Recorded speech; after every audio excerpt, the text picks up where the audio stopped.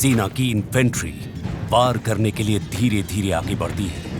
उनके हाथ ही पहले ही रक्षात्मक रेखा को तोड़ चुके हैं। राजा पीछे हटने की कोशिश करता है, परंतु शत्रु अश्वसेना उसको पीछे से घेर लेती है। बच निकलना संभव है, परंतु यह वास्तविक युद्ध नहीं है, ना ही सिर्फ एक खेल।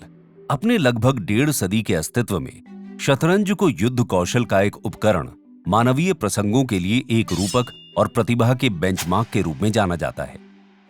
शतरंज का सबसे पहला अभिलेख है तो 7वीं सदी का, परंतु किंवदंतियों की माने तो इस खेल की शुरुआत इससे भी 1 सदी पूर्व हुई थी।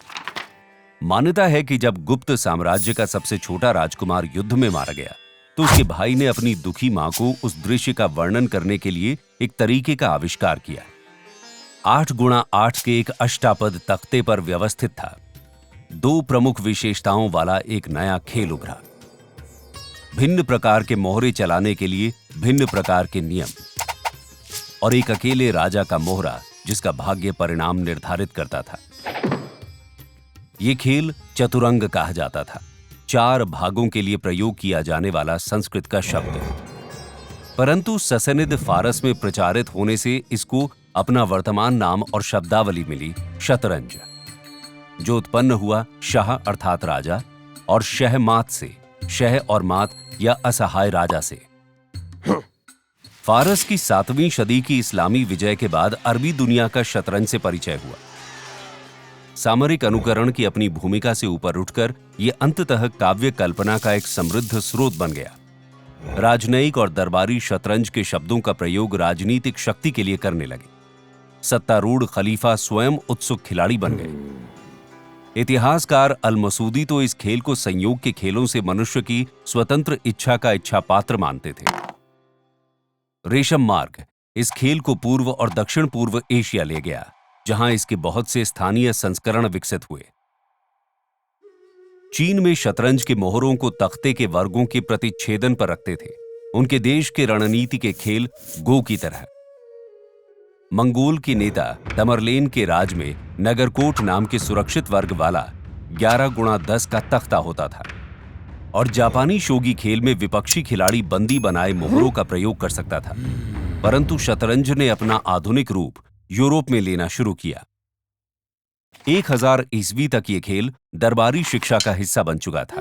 विभिन्न सामाजिक वर्ग कैसे अपनी सही भूमिका निभाते हैं, शतरंज को उसका प्रतीक माना जाने लगा, और उनके मोहरों की अपने नए प्रसंग के अनुसार पुनः व्याख्या हुई। उधर गिरिजाघर खेलों को संदिग्ध दृष्टि से देखते रहे। नैतिकतावादी ज्यादा समय बिताने के विरुद्ध सावधान करते रहे। यहां तक कि फ्रांस में तो शतरंज पर कुछ समय का प्रतिबंध भी लगा। फिर भी ये खेल बढ़ता रहा और 15वीं सदी में यह आज वाले रूप में सुसंगत होने लगा। जो अपेक्षाकृत दुर्बल सलाहकार का मोहरा था, उसे अधिक प्रबल रानी में बदला गया, जो संभवतः उस समय शक्तिशाली नेत्रियों की वृद्धि से प्रेरित था।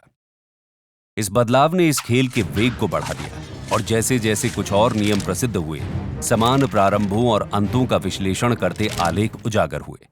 शतरंज सिद्धांत का जन्म हुआ। ज्ञानोदय युग के साथ ये खेल शाही दरबारों से निकलकर कॉफी गृहों में जा पहुंचा। शतरंज रचनात्मकता की अभिव्यक्ति बनी, जिससे साहसिक चालों और नाटकीय खेलों को प्रोत्साहन मिला। ये स्वच्छंदतावाद शैली 1851 के अमर खेल में अपनी ऊंचाई पर पहुंचा, जिसमें एडोल्फ एंडरसन ने अपनी रानी और दोनों हाथियों का बलिदान देने के बाद भी शाहमात दे दी। परंतु 19वीं सदी के अंत की ओर औपचारिक प्रतिस्पर्धात्मक खेल के उद्भव का अर्थ था कि अंततः रणनीतिक गणना नाटकीयता पर भारी पड़ेगी, और अंतर्राष्ट्रीय प्रतिस्पर्धा की वृद्धि से शतरंज ने एक नया भू राजनीतिक महत्व हासिल किया। शीत युद्ध में सोवियत संघ ने शतरंज कौशल विकसित करने के लिए महान संसाधनों को समर्पित किया और बाकी सदी की प्रतिस्पर्धाओं पर अपना प्रभुत्व स्थापित किया। परंतु जिस खिलाड़ी ने सही अर्थ में रूस के प्रभुत्व को उल्टा, वो किसी अन्य देश का वासी नहीं, बल्कि डीप ब्लू नामक एक IBM कंप्यूटर था। शतरंज खेलने वाले कंप्यूटर दशकों से विकसित किए जा रहे थे, परंतु 1997 में डीप ब्लू की गैरी कैस्परोव पर विजय वो पहली बार था जब किसी यंत्र ने एक स्थायी विजेता को परास्त किया था। आज शतरंज का सॉफ्टवेयर सर्वोत्तम मनुष्य खिलाड़ियों को लगातार परास्त करने में समर्थ है। परंतु बिल्कुल उसी तरह ये यंत्र मनुष्य की प्रतिभा की उपज है और शायद यही प्रतिभा हमें इस आभासी शहमात से बाहर निकलने में मदद करे। एक और आइटम जिसका लंबा और पुराना इतिहास है वो है चॉकलेट। इस वीडियो के साथ मेसो अमेरिका से इसकी उत्पत्ति का पता लगाएं और पता करें कि ये कैसे एक कड़वे पेय से उस मीठे ट्रीट में बदल गया जिसे हम आज जानते हैं और प्यार करते हैं।